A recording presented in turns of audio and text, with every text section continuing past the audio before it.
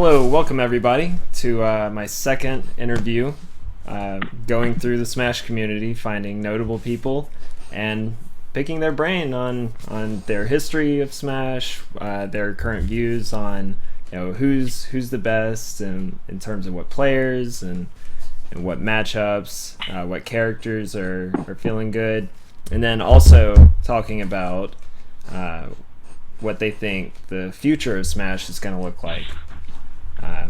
So anyway, tonight we have special guest Prog. Prog, I guess let me fix your moniker, because I always think of you as Prog. I think on Smash boards you go by Prog. I don't really know. Prog everywhere. I'm okay, Prog on social media, basically. Alright, sorry.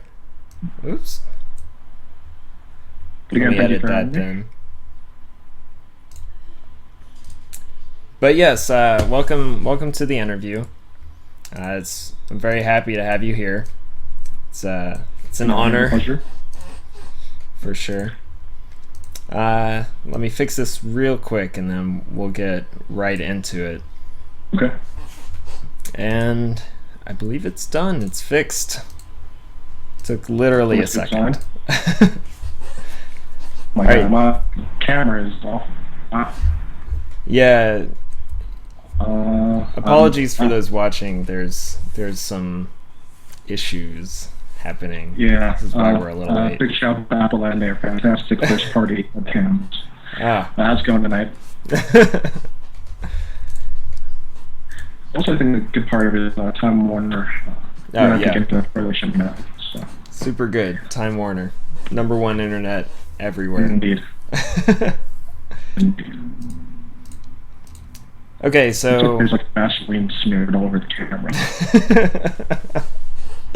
Yep. It happens. It does. Apologies. Yeah, it's fine. It's fine. So the first thing I wanted to know is who are you? Outside of Smash, who is Wynton Smith? Because I think we mostly know Prog. And even then, I feel like usually when we see you, it's always you're putting the spotlight on other players, which is part of why I'm excited to do this interview. But who are you outside of Smash? Like, what do you do, and what's your history? I am, a lot of you know me as Prog. I am Wynton Smith. I am currently a 27-year-old producer and editor in television here in New York City. I am currently wrapping up a day off. Well, not really a day off. I was working from home. We're in the middle of a pretty awful time here in New York City. We're frostbitten, and my pipes froze, so no water at all. Couldn't make it into work, and I'm here. So. But out of Smash, yes, I'm 27. I've been gaming now for 21 years, or I'd say 21 years of maybe serious gaming, starting on December 24th, 1992, when I got my SNES. I moved a lot between various scenes in competitive gaming, starting with actually Unreal Tournament 1999. Eventually moved towards more RTS with Age of Empires 2, and eventually got into fighters such as Marvel vs. Capcom 2, Virtua Fighter 4, and somewhere along the line got into a little game known as Super Smash Bros. Melee. But beyond that, I have dabbled in a lot of other games like King of Fighters. 95 and 13 are the main ones I messed with. Tatsunoko vs. Capcom, which I was making really big plans to do good in, and everyone forgot about that game. Thanks to another game I love with Street Fighter 4. And of course, I've been doing a lot of dabbling in theory crafting in Marvel vs. Capcom 3, or Ultimate Marvel vs. Capcom 3 at this point. and that's where I am today. And again, thank you for having me here. Yeah, it's a pleasure. Like I said, you're a legend in the community. Yeah. Well, you are, and it's been hard earned for sure. You put in more work than just about anybody I know as far as Smash goes, and so it's no mistake that I've got you labeled as the face of Melee on the Twitch title for this interview. So I think when most people think of competitive Smash, I mean, you were commentating with James Chen at Evo for the grand finals of Melee. Like, you are... It's pretty good. Yeah, it's all right. It's pretty good. Yeah, what was that, a Sunday? It's a Sunday afternoon in Las Vegas. Nothing else to do. I had 2 hours of sleep the night before. May as well. All right, just roll out of bed. No problem. Yeah, that's what I usually do. Yeah. So you said you're a producer, you're an editor. What kind of stuff do you work on, or is that confidential? Ooh. Well, do you actually want to get into the history of it? Because, yeah, sure. I guess, okay. I always say that my life is what it is because of Smash. As a college senior, I had 3 credits left. And, of course, I had always been a fan of... Well, I had been on the hub for a few years, and I had recently fallen in love with Overdose Video from Bob Money and the entire DBR crew. And I was like, one day I'm going to be so good that someone's going to make that video for me. I never got that good, so I want to make the video for myself. So I had 3 credits. I threw them away in video editing. And then it's 2009. I'm dating myself. And 2 years later, 2011, I was hired to started out as a production assistant, but actually over last year I got my first editing and producing gigs. I usually work in on-air fundraising for a local PBS here in New York City. But I have been and produced a couple of spots that have gotten a bit of play. I don't want to put anything on blast. Shouts to Ethan Hawke. He's not watching. But yeah, it's been a fascinating trip. I originally majored in English literature, expecting to be another teacher, and somehow along the line, those 3 credits made me realize that I wasted 4 years. But it's not about the destination; it's the path that gets you there. Right. And I can certainly say I don't have any ill will towards any misstep or step I may have taken. Right. I mean, you get to where you are one way or another, and this is, I guess, a personal thing, but I feel like any education is worth something, even if it ends up being kind of nebulous to how it helps you. I don't think it's a bad thing to have 4 years of college education in something that you enjoyed, even if it's not what you're up to currently. Yeah, who knows? Maybe one day in the future I'll end up throwing a random William Blake quote in commentary or something. Yeah, definitely. Like that. But I'm definitely not going to bring out my background in romanticism. I'm definitely not going to see that either. All right. Yeah, I can bring out my tomes on Blake and Don and Milton. Well, all right. This could be a very long interview potentially. Oh, we go into this. We start. But all right. Unless there's anything else you want to talk about pre-Smash, I know you said you played several games before you got into Smash.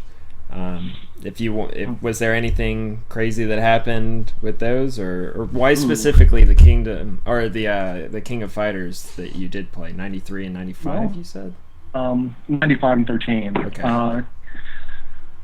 My parents often screwed up. It happens when you are a December child. My birthday's December 24th. Right. So a couple of stories. Of course, I was in 6th grade when Pokemon was released in stateside. And actually, I can check out my really, really nerdy 1998.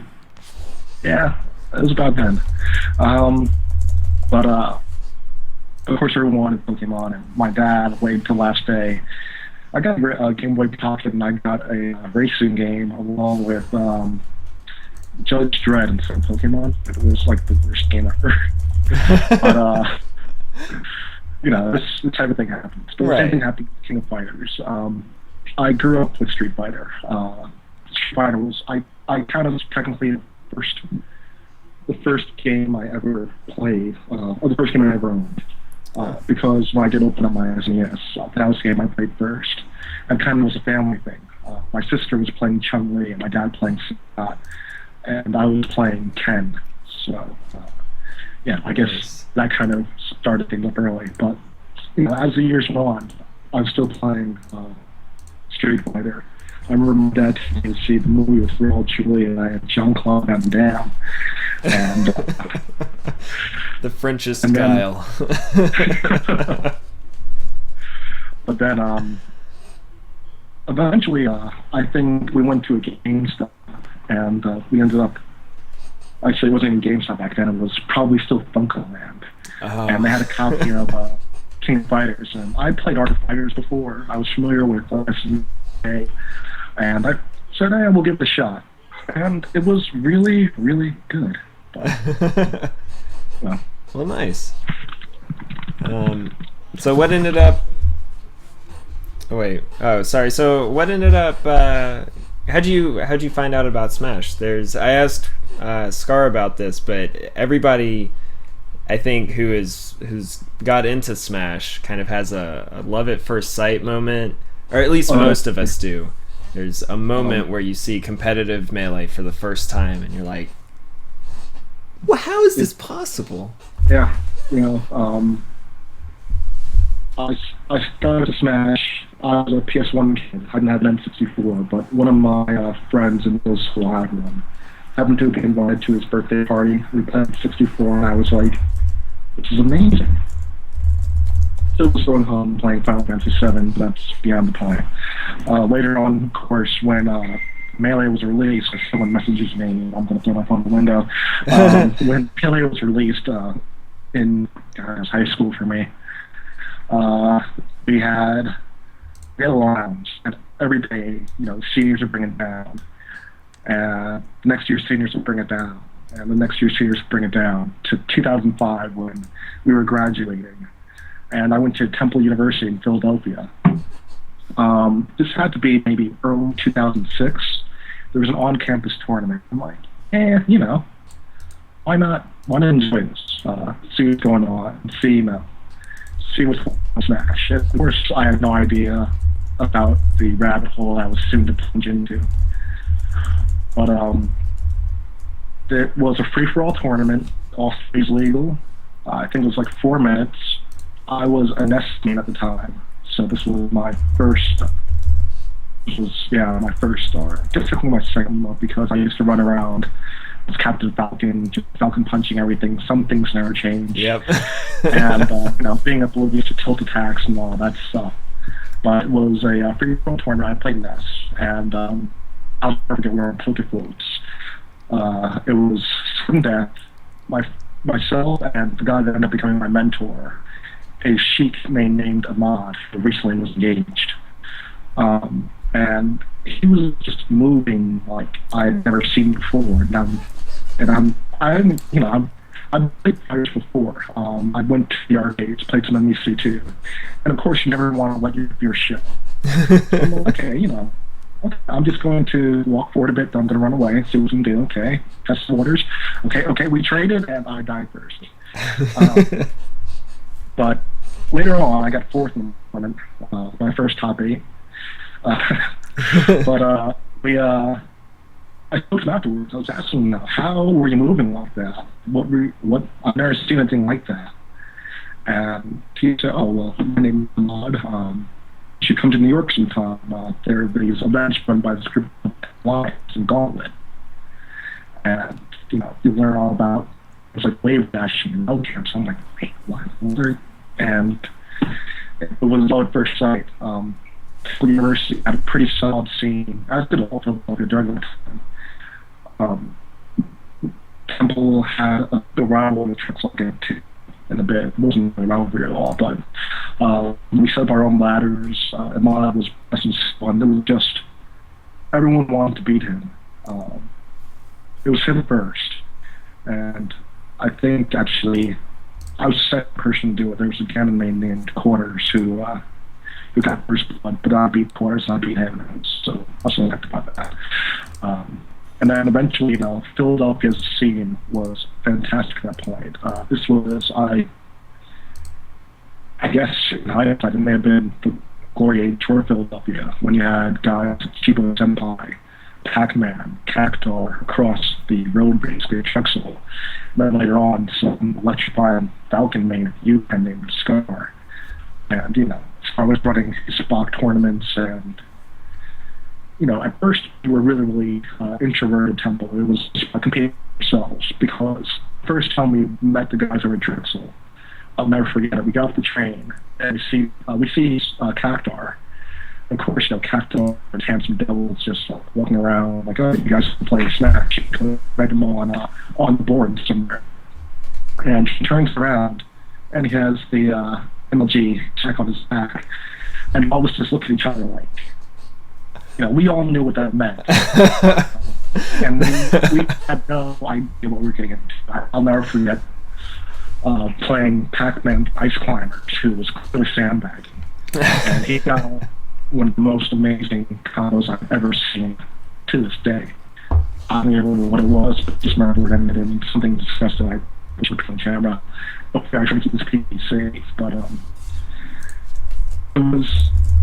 it was disheartening how badly it got punched, but at the same time, that entire crew was just so warm and welcoming that we couldn't help come back for more, especially when Scar started hosting Spock and things like that. It was just a perfect storm. That's pretty awesome. So you, that's amazing that you turned around in MLG. So what year was this? When was this? I'm sorry I didn't catch it. I'd be 06, 07. 06, 07? I feel like this was beginning of sophomore year, maybe fall 06. Alright. So do you have, obviously you continued to go to tournaments, and I mean, I assume that means you improved as well. Was there a specific tournament experience where you felt you played your best? I mean, people know you for your commentary, but obviously, if you've played the game this long, then you've probably gotten good at it. I always felt like I always had these the Trust State era, as Scar can definitely attest to, was one of the most difficult areas in Tri-State period, when especially just at No John's events, you had to fight against J-Man, Max, Vance, Egan, when Egan was on point. Yeah.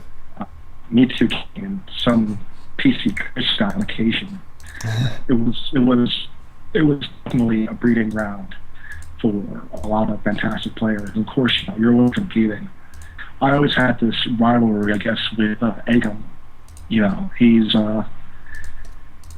was that guy. When I first came to the team, or the first time I remember playing him, he rocked me, and I was like, okay, I'm not gonna let this down. Like how Korean DJ had his list, Egan was on my list. Every tournament I go to, I play a set against him, and it was interesting clash of styles. I guess towards the end, it kind of turned into myself and Stricknock, and just in terms of how Stricknock even play, both a technical player, but I always felt like the mental game was kind of the downfall. I was an execution guy, instead of a space animal player at the time. Your mileage as far as you want. All that being said, I would always make him every event, and I would always try not to start him, make him feel, and then kind of make him feel bad about himself. Trying to speed him mentally, because I mean his technical skill is just superb. But yeah, in terms of my best performance, I never really had a break performance. I was always a run-of-the-mill guy. I never really ascended to a high level. I might have been on the top of like the average pool. I'd always go after the guys. I were always known to be guys like PK and lamb chops, and not always have a sight in those guys. Right. So how did you get into commentary? Do you have a first commentary experience? Because that's, I think, what most people know you for these days, is for being really good at commentary. And for a long time, people were bad at commentary, and you set yourself apart as being one of the very few. It was like Wife was a really amazing commentator, and then he kind of left the scene. And then there was a lot of really bad commentary, and then I think Homemade Waffles and Phil, they were really good at color commentary. Oh, definitely. I kind of owe everything that I am to Homemade Waffles. Basically, during that time, of course, we talked about the main and how evil the East Coast was at that point. This was before game, you were looking over your shoulders from invaders from Europe and Mexico and Japan. But there was definitely an East Coast West Coast rivalry going on. I would watch Waffles and other West Coast spoilers, and I was like, okay, those guys are good. Sound, Zoo, they're good. But we had some guys here on East Coast like hacks. They're too. Why is no one like really displaying them? There were people like Pac-Man, Scar, and Mogwai, who were all recording videos at the time. But it was even far between. So I actually spent a few months at a laptop and would go to rooms just to, not just to be recording videos, just to roll that stuff up. And then eventually I got a USB mic, and of course, here from the Johns, because everyone has them. Play a tournament set with people on your shoulders saying, "Hey, can you record this set? Can you record this now?" Like, I want to play, but yeah.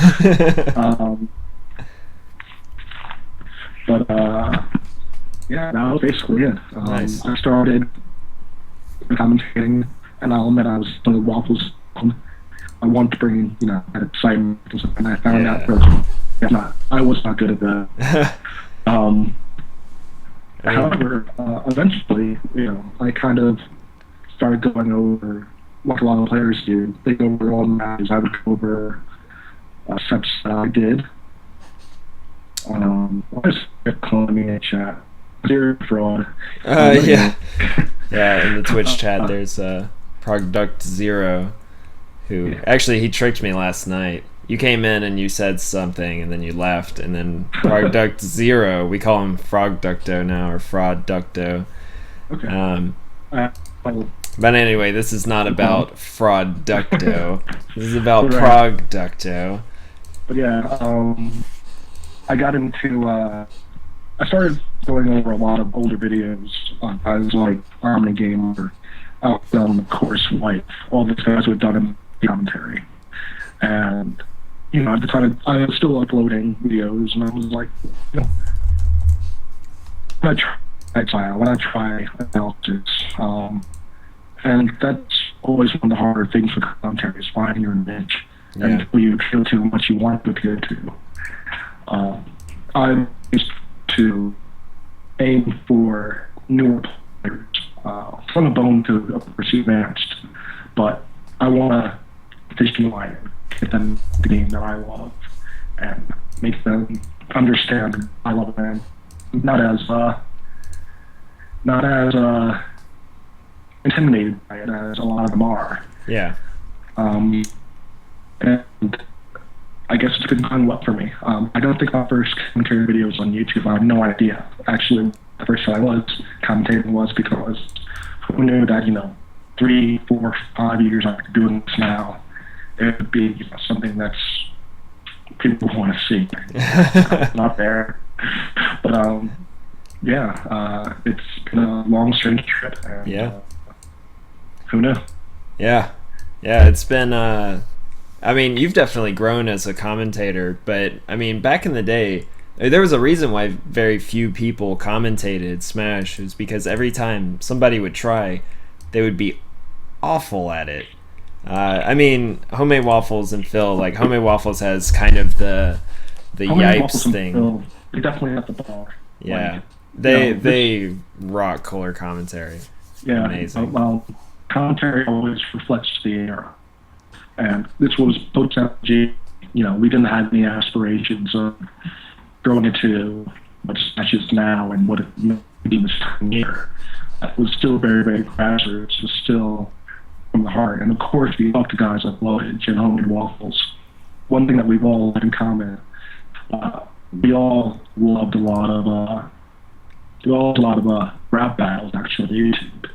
And it's kind of the same type of energy where it's from the heart. You're not really trying to appeal to anyone. Right. You're just going at it and you're just doing what you can do. Of course, as things change, as time changed, of course, just talking about how I've been seen going from dubbing HFs and uploading them to YouTube or even perhaps the DC Plus Hub, now to Twitch TV.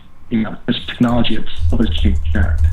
You went from going to the extremely hardcore, if you knew what you were there for, to now being the front page 24 major event. You never know who's going to stumble in. So things have changed.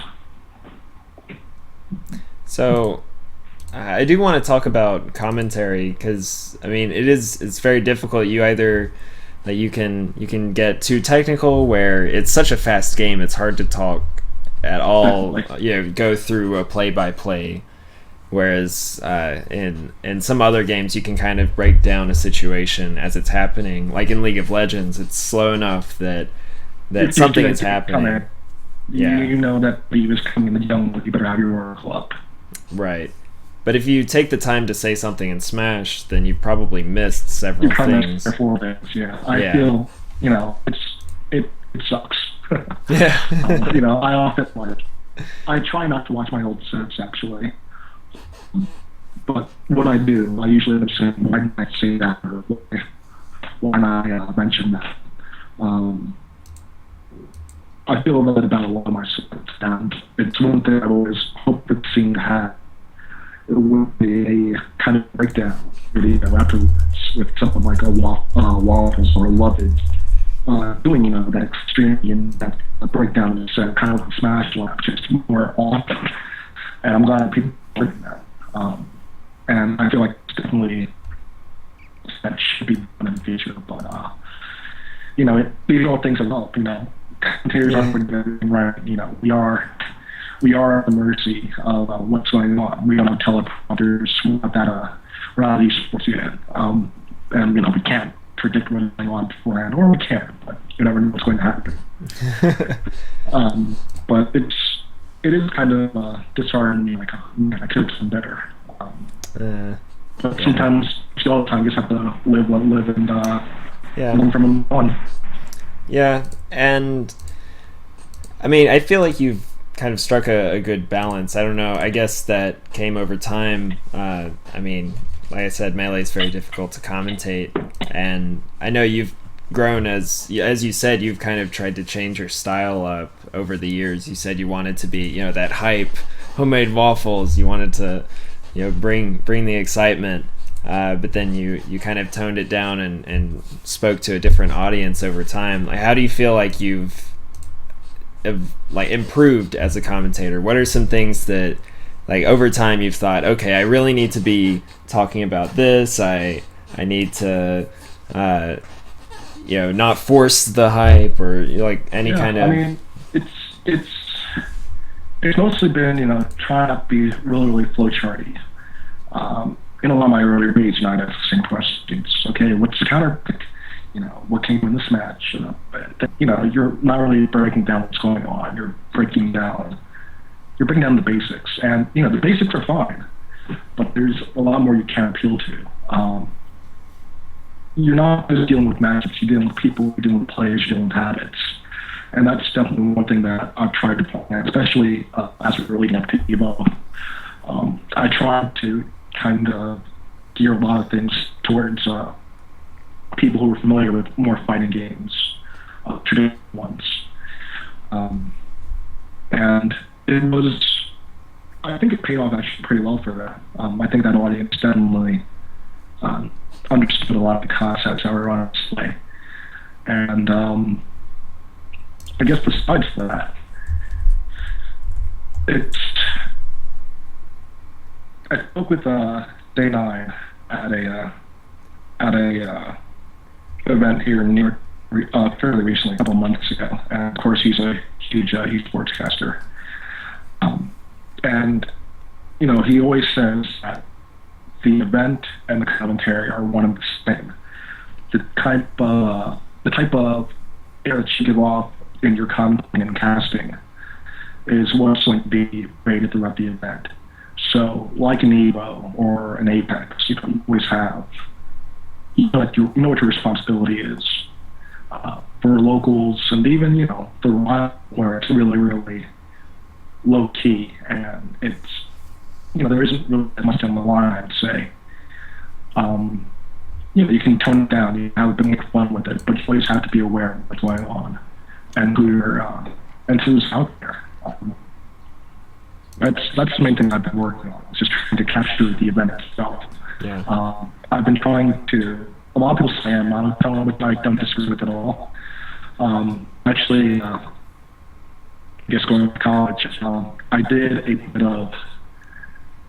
bit of radio work. I hosted a radio show in college for 2 years, so I kind of got into finding my voice and my pace, so to speak, through that.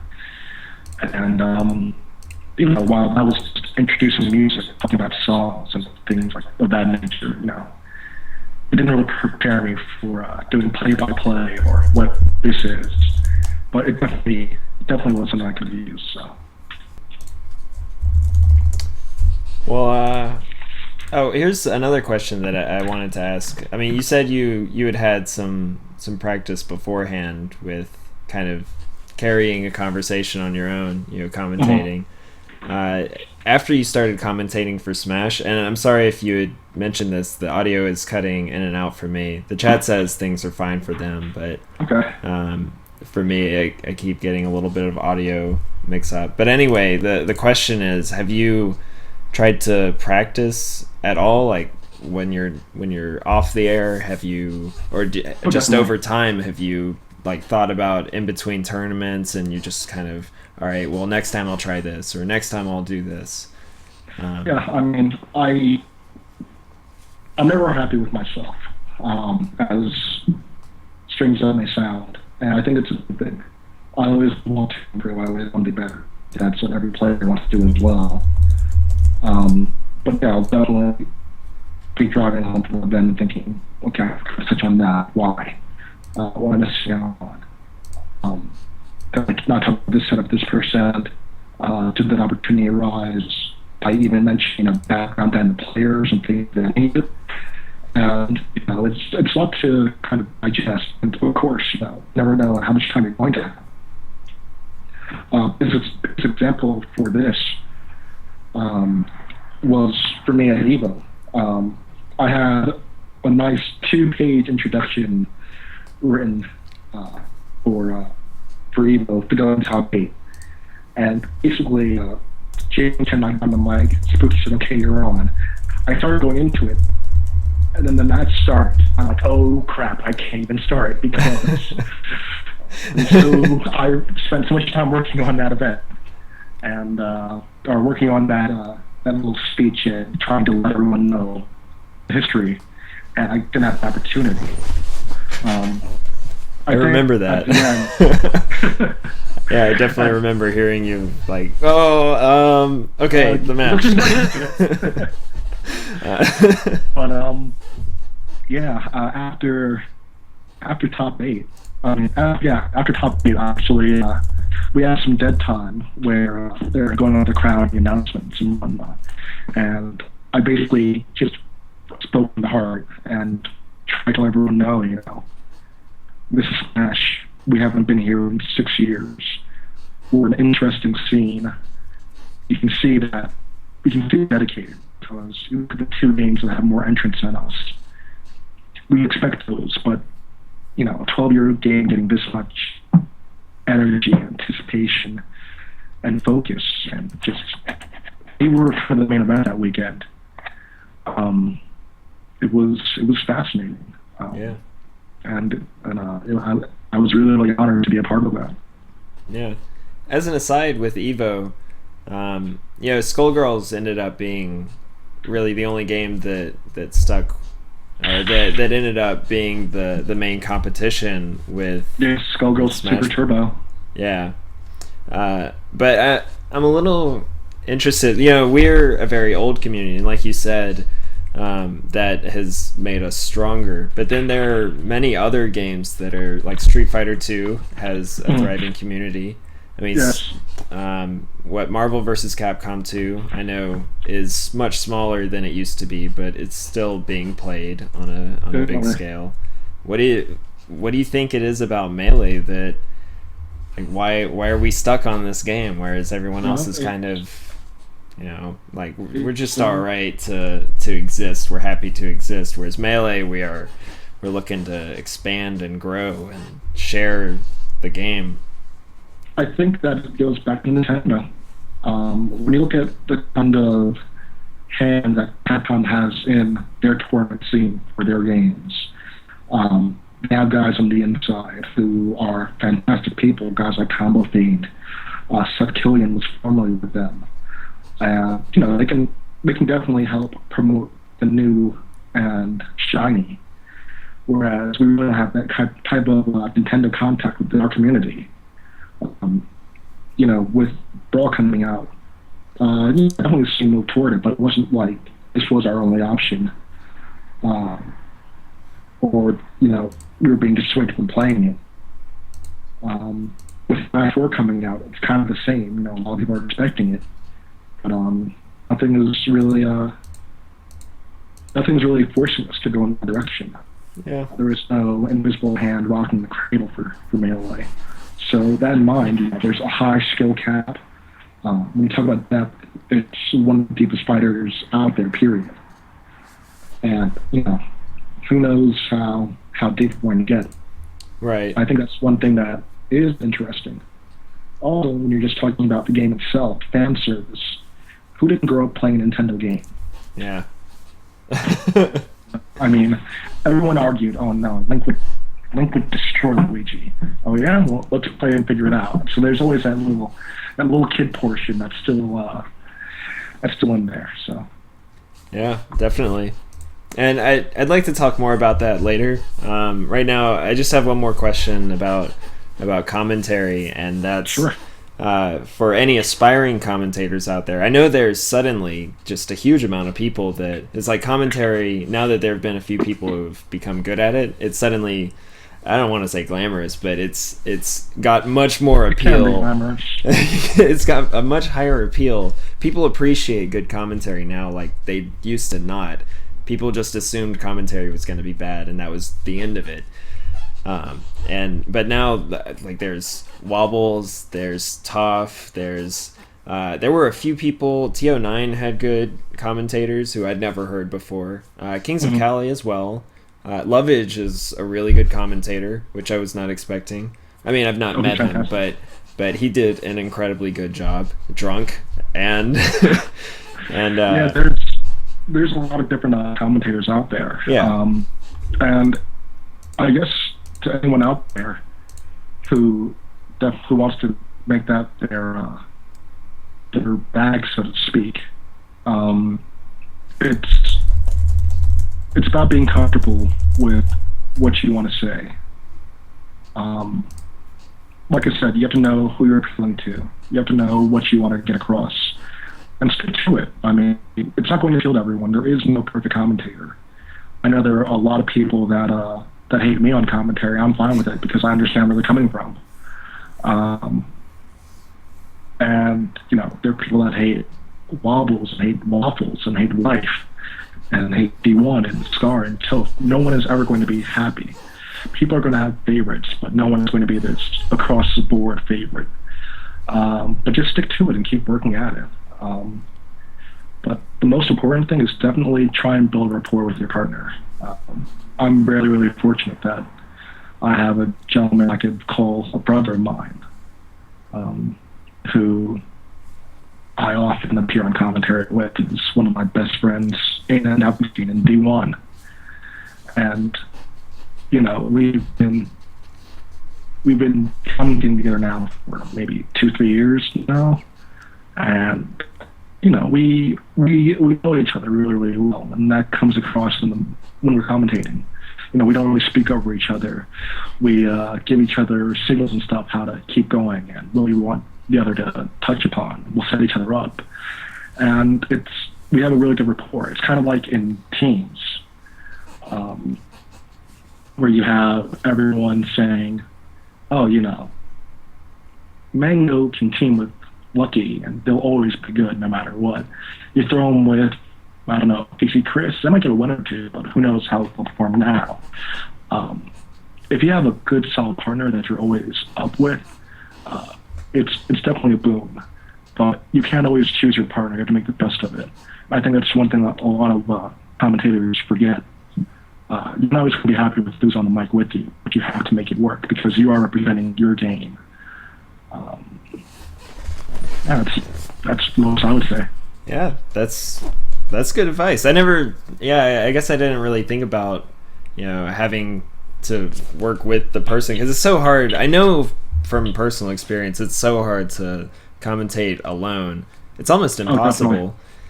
There are a few guys who I feel like are phenomenal solo commentators, especially guys like Dougie Sam. I think both of them are astounding solo, and I personally, I hate doing solo commentary. I love it. It's like on the list of my biggest fears in life. It's definitely a solid 9.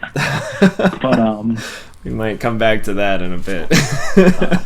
But yeah, it's tough because everyone knows who the big commentators are in the scene, and you might not have to rapport with them, but you gotta make it work. Right. And even then, you could be matched with anyone. Yeah.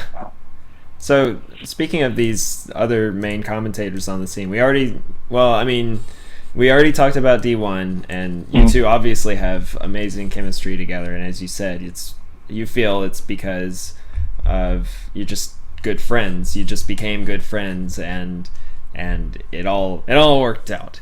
And over time, it's just gotten better and better. You cover each other, you help each other, etc. But what about some of these other commentators that you have commentated with? You mentioned Dougie Samich, who has not commentated anything in a long time, but he used to be... He commentated TFC, if I recall. Oh, did he? Yeah. I've not heard him in a long time. It's been forever. Yeah. I kind of jokingly call Dougie Samich the groundhog of Smash. He'll come once a year, see his shadow, and then run back into his hole. That is so But Dougie Samich is one of those guys that he's fun to work with. A lot of people remember the Apex 2012 USA versus the World set, where I tried to play the bad guy, and Dougie Samich became the good guy. And I think, that went off fantastic in hindsight. Like, when I got home and checked YouTube comments, they weren't the friendliest, statements out there. But I think people eventually got the joke and what we're trying to do. I think that it worked out perfectly, especially with Jason Axelrod over at 8-Way Run muting me and things like that. I thought it ran perfectly. And especially, it was an interesting battle. Because USA versus the World hasn't been as close as people expect, or as people would assume. Right. But I felt like we were able to add a bit more entertainment besides, some Isaiah guy marching through the halls and making his way there. But yeah, Doggy Sandwich is another guy I love to work with. Wife. I always say, whenever I talk about commentators, especially in Smash, Wife is the guy I idolize and still my favorite to this day. I ever have like a road I'm thinking about things, I'll go over one of his old sets and just be like, why did I think of doing that? He's kind of like the Isaiah to my hacks, I would say, for commentary. The guy that laid all the stone. And I think I've only gotten to work with him once, and that was at Pound 5. That was, 3 years ago? And that was, yes. I guess, when I just started getting into my groove in commentary. 3 or 4 years ago now. I remember that, actually. Yeah, I remember, because he had kind of dropped out of doing commentary for a while. Yeah, he and then been very active for a while. Yeah, he came back, and he still had it. He was still... You don't lose it. The guy is a phenom. Yeah. This is what I admire the most about him. When Wife is on the mic, he commands respect. He's a phenomenal. He's just phenomenal. Yeah. He's eloquent. He gets his point across. He may not know everything anymore, but he's fantastic at setting up his partner to answer that question. He understands the ins and outs of it, and I think that's what makes him such a phenomenal guy on the mic. He's going to say what matters. He's going to set the stage, because these events, as much as we how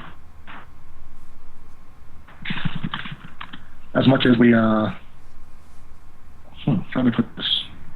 As much as we just consider them to be, us getting together and fighting and beating the crap out of each other, they are actually in our history. We are kind of retelling these stories. Right. When I go down my big book of notes on every player, I'm not just talking about wins and losses. I'm talking about players' histories, the history of the scene as a whole. That's one thing that I definitely picked up and learned from Wife. Besides him, of course, I just shout my guys in Melee It On Me, Toph and Scar. Scar, of course, Scar is just that guy to me. Seeing him come up as a player, he was another guy I had my sights set on, and I wanted to get better than. And he was always steps ahead. I mean, I got jobbed so often by him. I was actually in the trailer for I Kill Mufasa 2. Fortunately, I didn't make the actual video. My Devil's Power Can I smashed it very often.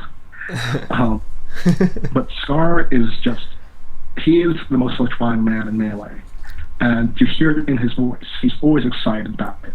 It could be the worst set, and he always has something positive to say about it. Yeah. And I think that's one thing that a lot of casters and commentators can definitely pick up from him. And then Toph is just this ball of fun. I can't describe him any more than that. He can break things down to an absolute science to every single frame if he wants to. But he's kind of like if you were talking to Kirby Taza in real life, but he was just talking about what was going on, that would be Toph on the mic. That's basically how I feel. Yeah, that sounds right. And then, of course, Wobbles. Wobbles, and actually I'll do Wobbles and Wobbles and Lovage together. I'm already getting tongue-tied. It's only been an hour. I gotta prep for Apex. What's going on? That you were about to say Wobbles, Waffles, and then go on. But Wobbles and Lovage are two of the most analytical and fantastic guys on the mic. And I definitely say, if you are trying to get into the game, like if you're trying to make a jump from that average Joe to someone everyone wants to know, those two are guys you definitely want to listen to. They are so intelligent. Also, another guy who doesn't do a lot of commentary, actually two that don't do it a lot, but are fantastic at it. Both Zoo and Swiftbase, two fantastic guys as well on the mic, who I feel are in that same boat. But yeah, they're all fantastic. And then the last person I was going to say, I can't remember who it was. Let me figure it out. Waffles, right? Yeah. Waffles and I actually, we also commented together, I believe, round 3. But round 3 was a tournament that went down in infamy. For those of you that are old enough to remember, this was one of the early stream tournaments. And we didn't have a stream the second day. Yeah. So I believe it was D1 has and Homemade Waffles doing the majority of the commentary that day. And I was in a Twitch chat similar to this with a couple of thousand people typing out play-by-play. I was there. I'm sorry, that was awesome. Like, I think a lot of, I actually forget about doing that a lot. I mean, I think I sat there for about 12 hours a day without moving, not going to the bathroom, not eating, and I just stuck through it. It was awful. It was insane. But it was a lot of fun, and I think that kind of helped me.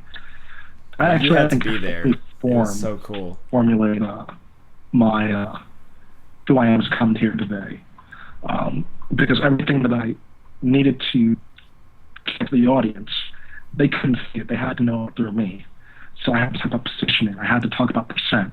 I can't filler where they're from or anything like that. No, we had to talk about the match, and it was in hindsight, it was a lot of fun. Yeah.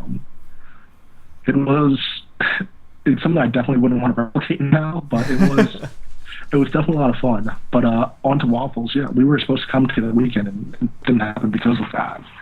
And I think actually we didn't have the opportunity to commentate again until Evo, which we did a couple of friendly sets. It was nothing too serious on Clash Tournaments' channel, but it was a lot of fun.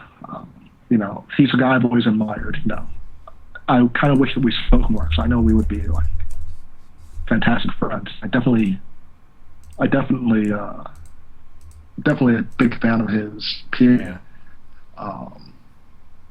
Yeah. One thing that I guess I always say is, I'm a huge fan of hip hop, especially when it comes to hip hop instrumentals and sampling, and being able to take something that's already out there, make it your own, improve upon it, and make it something you're acclimated to.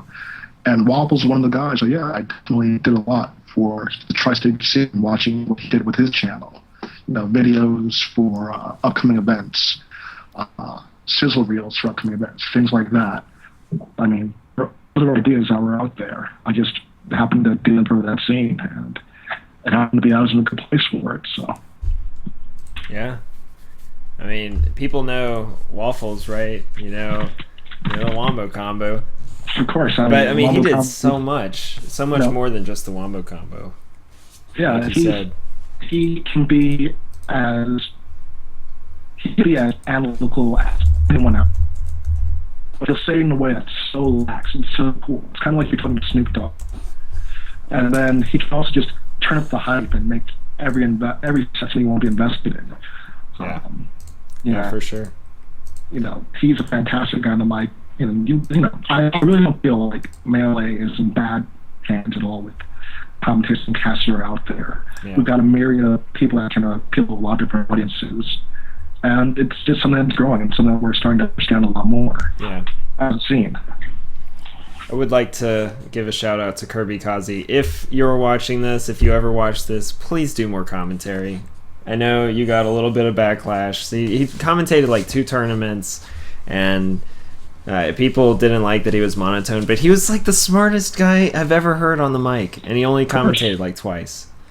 It is really, really disheartening. Waffles had his time where he stepped away from the mic. Yeah. Because people weren't happy with what he was saying. I've had time myself where I needed breaks. Yeah, people are mean. Yeah, I mean, a lot of people forget that we are. It's just people. We're basically staff. We're staff. Yeah. Staff gets paid. We're sitting here for 8-10 hours, and I can count on one hand the amount of times I've been compensated for that time. We're doing this out of love, and we do all want to improve. And it's kind of disheartening when you just see people saying, I hate this person. I hate Scar. Wow, I just don't like him. That doesn't help us. If you want to build friendship, because we all represent the scene. If you hate someone's casting, let them know why. What do you want them to improve on? But again, like I said, there is no perfect commentator. There is nothing that can appeal to everyone out there. So we're just doing the best we can. Yeah, and I mean, if it's any consolation, I appreciate it, and I know the majority, I would say, of Smashers also appreciate all of your hard work. You and every other commentator, anyone who's had the courage to step up to the mic and say, you know what, this deserves commentary. One question I do want to ask, though, around the time of Evo, there was a story that got out where the FGC as a whole kind of scoffed at Melee for a long time, and that was allegedly true of the FGC commentators as well. And I heard that you have a notebook that you keep, or you had for Evo, or you had printed out all these pages, or you had all this information about all this different Smashers, and I think you released it. I remember looking at it, but they were like, all right, well, let's look at this Joker. And I think that was on in preparation for Evo, or even these are my notes from Apex. I just update them every few months on big names are coming and things of that nature. I had notes on basically everyone that we were probably going to see in Racket, and we're going to call guys are going to be deep threats. So I took notes on all of them. It wasn't just me. I had a lot of guys like Violence from Scar, G1, Chris helped me out with Canada. I had some notes from Mexico, Curtis DeMaza. Had a lot of help in the Midwest as well. And I printed out 8 packets because I am one for myself, of course. So work for myself says everything. I printed them out for other casters as well who were going to be on the Smash commentary. And somebody left one as we were leaving, and I think Marvel was on next. And then Ski Sonic was one of the commentators who was doing Marvel with someone else, and they found the notes during downtime. They're like, let's just go through it. And they're starting, to make fun of it. Like, oh, yeah, there's Smash. And then they started going on, like, wow, he has a lot of notes on the placements. And wait, he called who with the Tim Duncan? What does this mean? And it kind of, I think, showed what Smash really is like internally. There's a lot of work that goes on behind the scenes that a lot of people don't know about.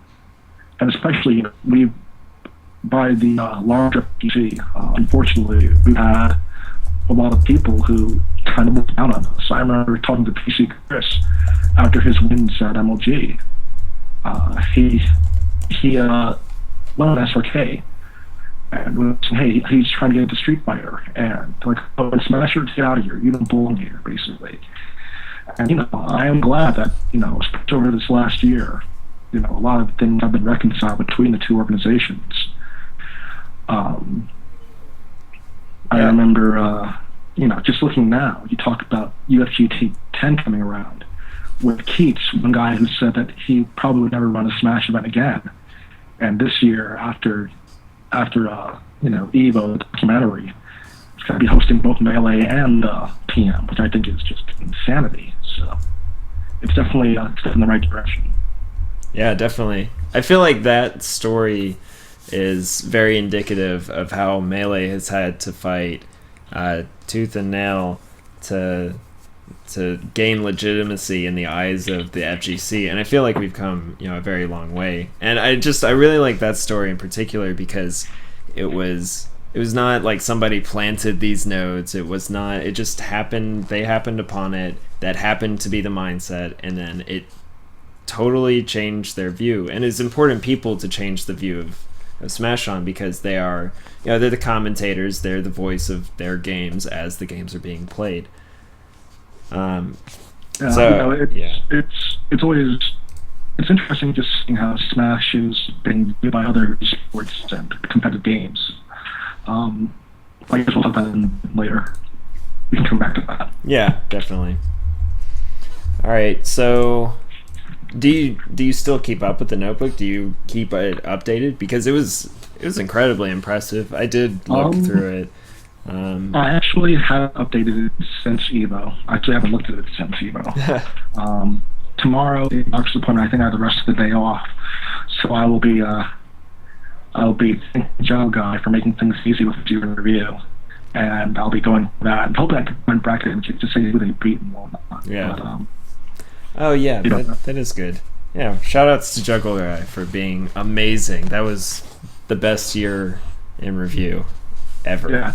Oh. I mean, it was a fantastic year as well. So yeah, he had a good pull run.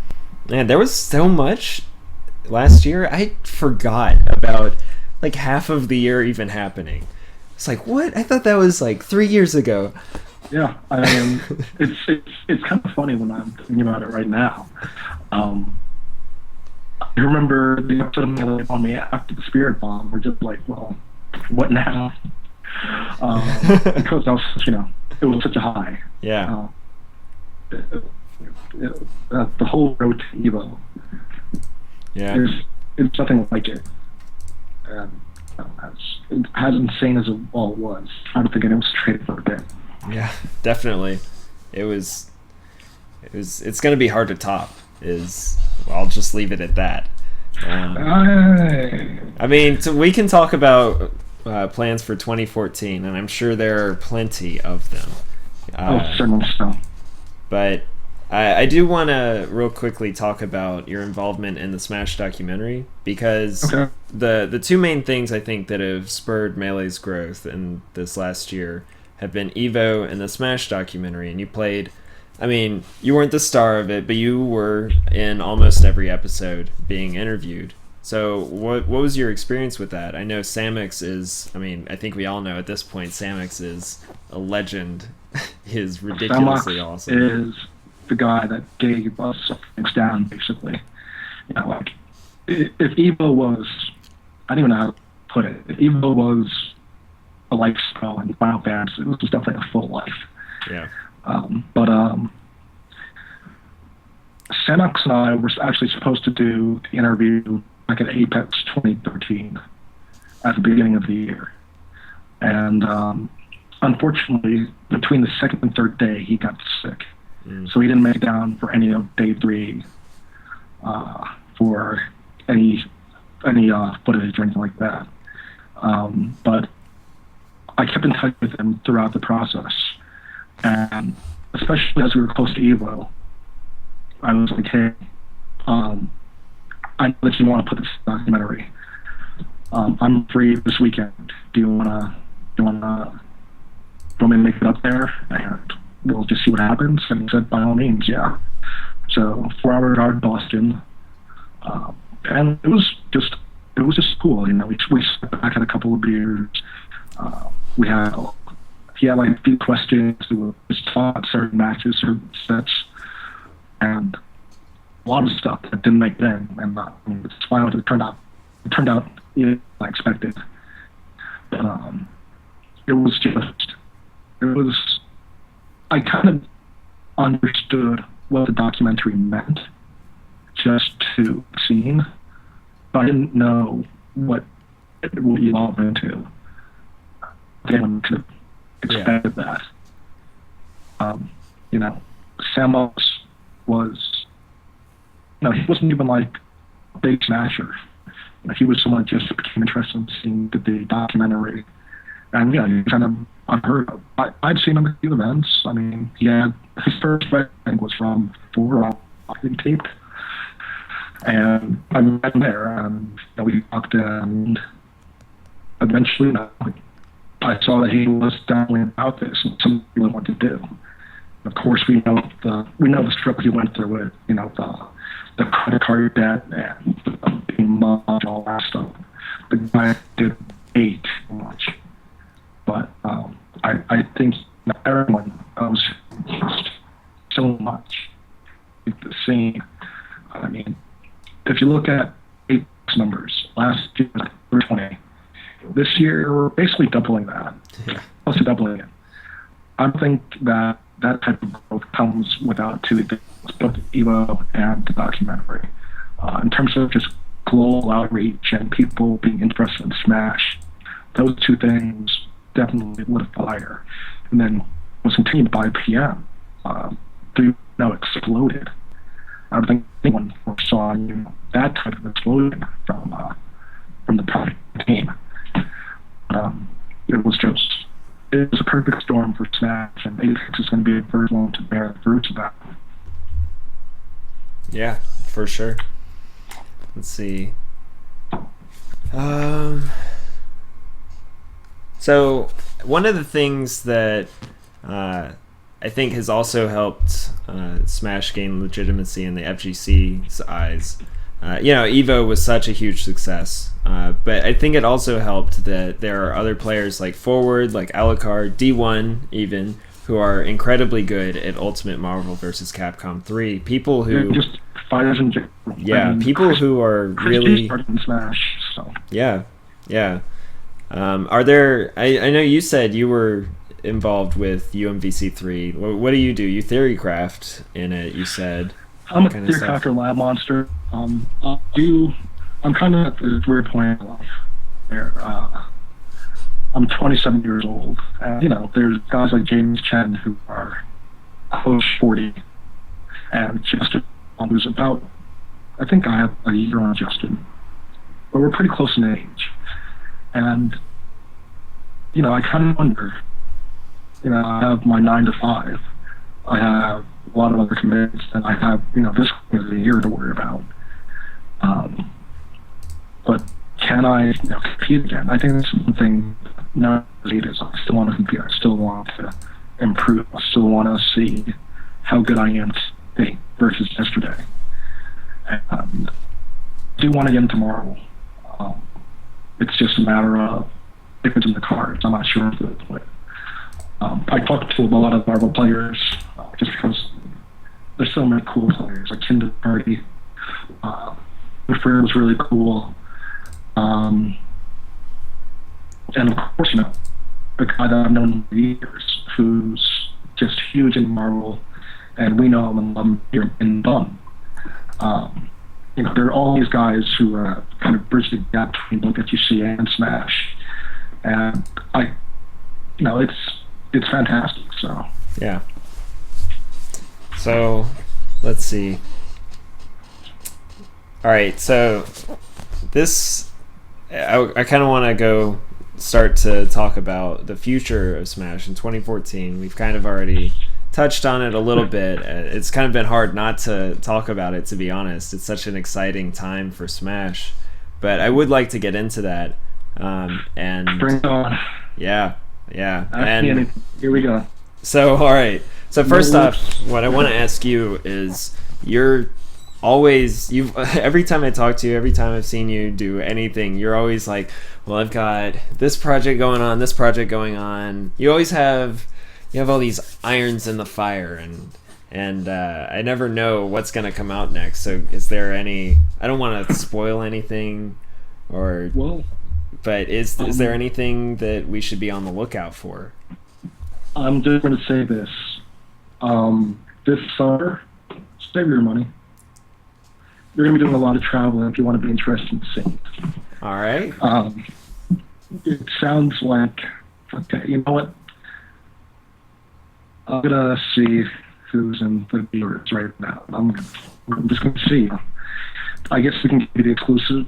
So here's what's currently on the radar. All right. So we already know that Jabali, who is a fantastic guy in Orlando, a huge FGC rep, has always had a foot with Smash and has always helped us out, especially in the South. He's got the CEO in June. Before CEO, it sounds like SoCal will be the home to a retro event, a certain company that I may have done work with a couple of weeks ago, hosting Smash Brothers documentary on, and we may have some events that are from the grassroots scene leading up to that. I'm not sure what they may be, I'm not sure where they may be, and probably hear more news in the future if it does happen, but who knows? I'm just talking right now. Sure. And then it sounds like I said that the biggest I don't watch the people there, but it sounds like, you know, if you guys want to come along, you're more than welcome to. It sounds exciting, is what it sounds like. Indeed. And I think the one thing that no one is really thinking about right now is it's kind of off the radar, because Smash is at a very, very interesting point. We're trying to figure out where do we go from here. Yeah. We always had this grassroots. We always had this grassroots scene, and we've always had, you know, a hand in fighters, FGC, a hand in esports. Everyone's been looking to those two recently, and no one's really looking at the grassroots. Of course, we're starting with Apex, but there's talk of maybe a certain book of the Bible coming back in September or something, but who knows? It's just theory at this point. Anything can happen. This sounds perfectly ambiguous and not compromising at all. No.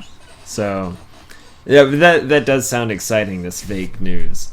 And I look forward to being at possibly whatever is happening, if it's happening.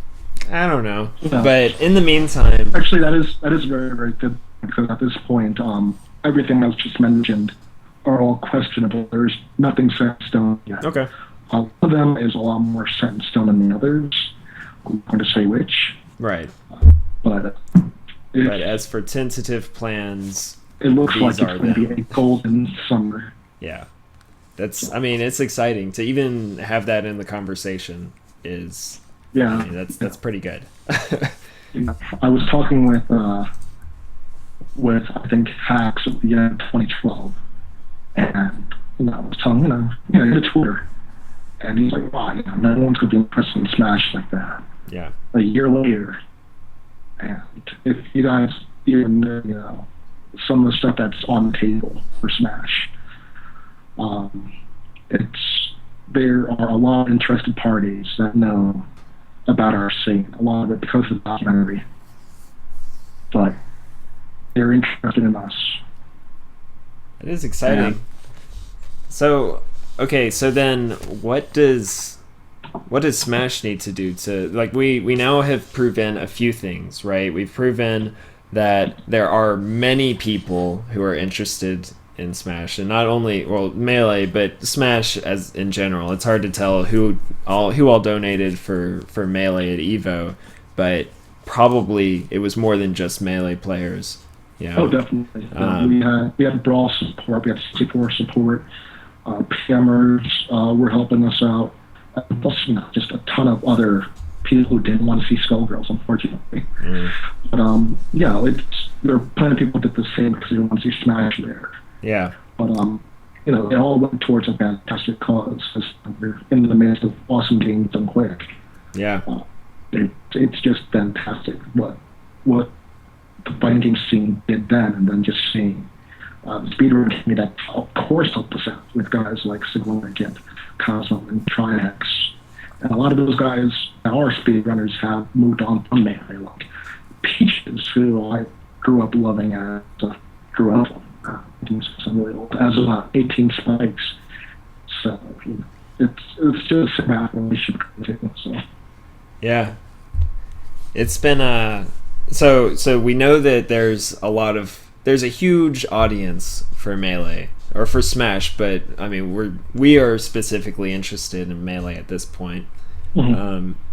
There's a huge audience now. Apparently, possibly there are many interested parties that will remain unnamed, and so, like, how do we capitalize on this situation? There are new players coming in as well because of Evo, because of the Smash documentary. The atmosphere is set for Melee to explode as the next big fighting game.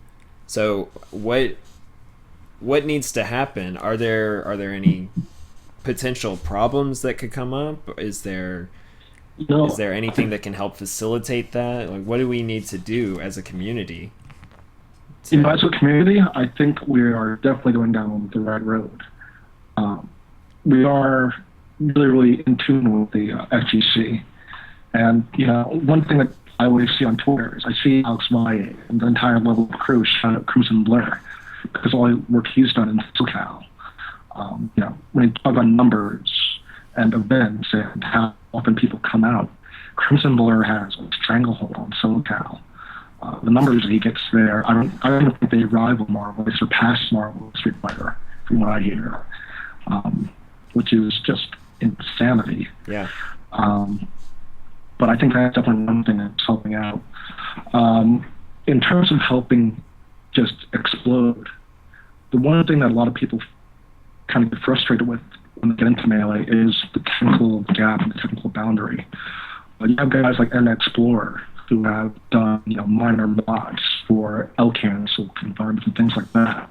We can promote those better, and even, just make a package or something just to have it out there.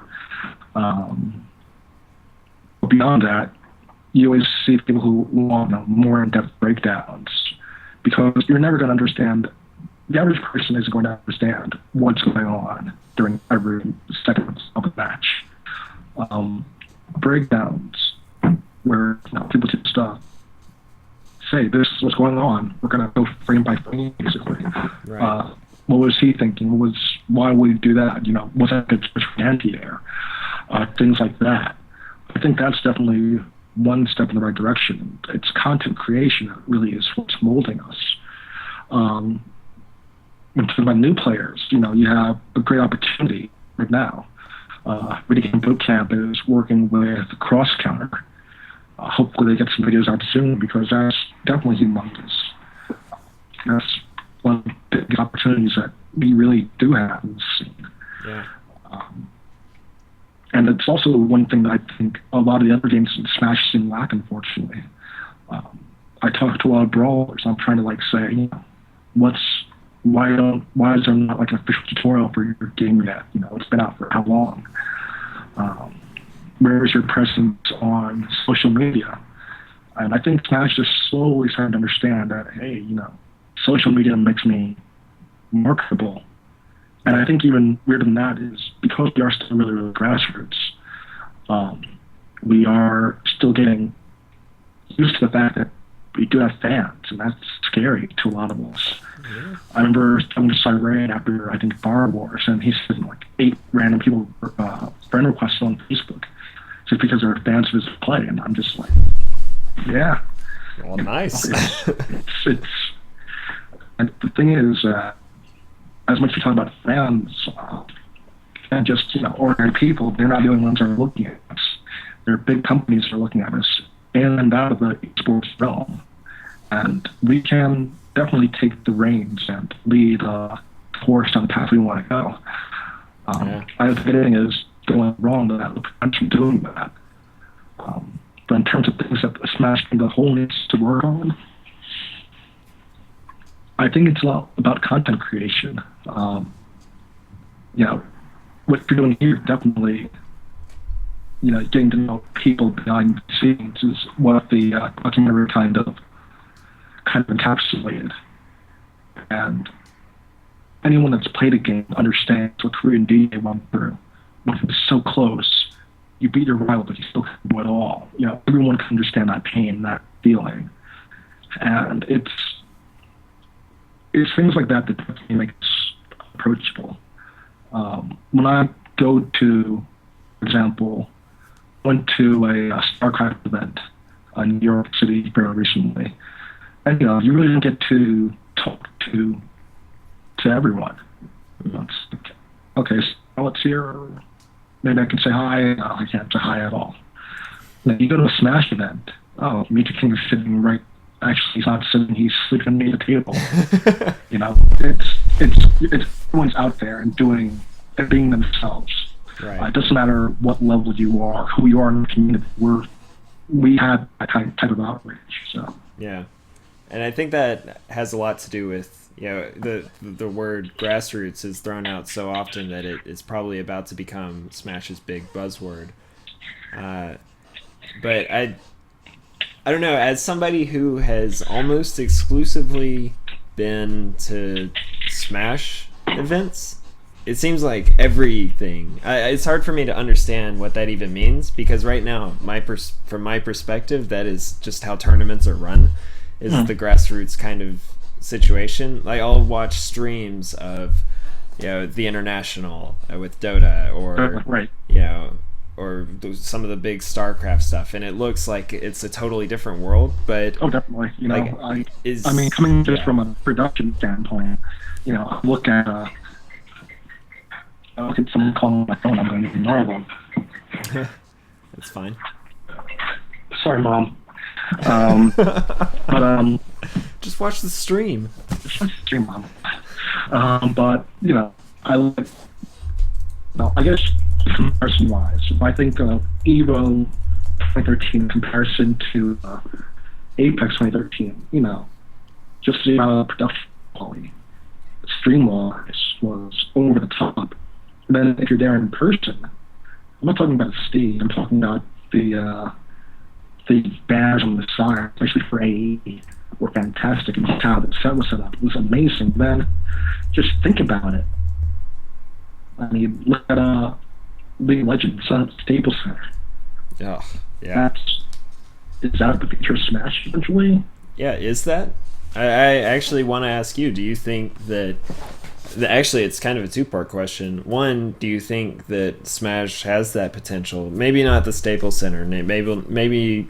I mean, that's kind of a huge thing. But like that approaching that level of production value, is that something that we could see happen, like for Smash exclusively, or two, is that even something that we want to do? I mean, as far as monetization goes, that, you know, it would be nice if, you know, maybe there's not much content creation because you see other games where you see Mycross, Gutex, the whole cross counter thing, you see Maximilian, you see like all these people who have become massive personalities and have been able to market that because their games have exploded, and it's kind of which came first. But that's not something and I think that's the real thing with the grassroots, is that can you see Smash evolving beyond grassroots, and do we want to?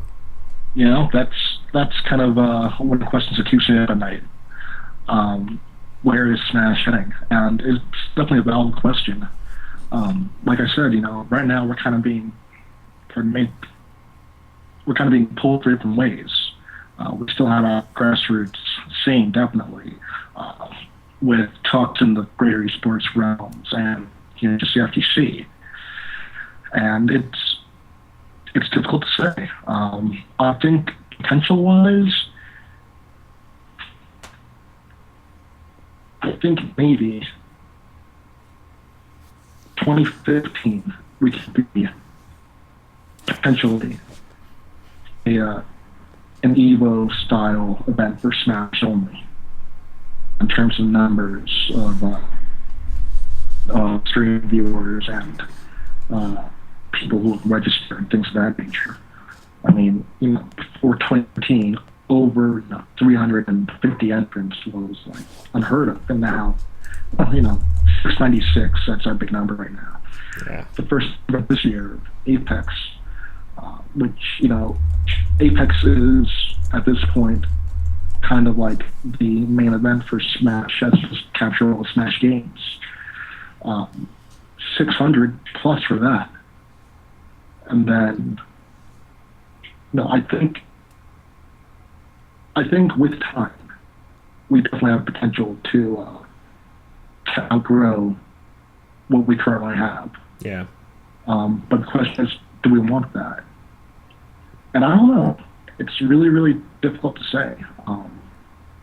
I kind of like this field that we currently have, where we're over the top. You know, we even, you know, dealing with MLG with the documentary, those guys came to us as fans, and it wasn't about, going over the top. Yeah. But I think we can definitely appeal to a larger audience, at the same time containing what makes Smash Scene so special. Yeah. Melee Online is one thing that's getting a lot of buzz right now. There are a lot of players I see now who say, yeah, I don't have a local scene, I'm playing online. And I just think, that exists. Where is all this coming from? Yeah. It's fantastic seeing what devoted people in the community have done to just expand the game, take it beyond where it currently is. But what more can you say? So some kind of middle ground. That would be nice, though, to be able to. Okay, so I'm slightly invested in this question, right? Like, as there's a huge need for content creation, and I've always been thinking about, like, do I want to make content for this? How much do I want to go all in on this? And I mean, that's my big question for me is, if I invest a year into this of, getting equipment, getting better at editing, what do I start making? Is there a future in this? When does the hype train run out of fuel for Melee? And it's such a hard question to answer. I mean, it's a hard question to answer for any of these competitive games that are happening. Definitely. Yeah, definitely. But it's. I wish I had a backup plan. I mean, Smashers are known for playing the game for the love of the game, because there's only like 2 people that are living off of Smash money. Yeah. There are fortunate people like Scar and myself who, kind of have taken what Smash has taught us and turned it into careers and work. But it's a rarity. But where does Smash's hype train fall off? I don't know. When it comes to the series in general, I don't think it will fall off, because it's just too big of a series. You have a huge casual audience, and you have a competitive audience that's slowly coming out of that casual audience by being exposed to it. Yeah. For Melee itself, I think Melee has a good 4 more years left, depending of just this fantastic era. But, a lot of us grew up with this game. I mean, talking about one guy, I'll talk about Scar. I remember meeting him in college, and now he's getting married. Soon, he'll have a family and stuff. Mango was already dealing with his family. Yeah.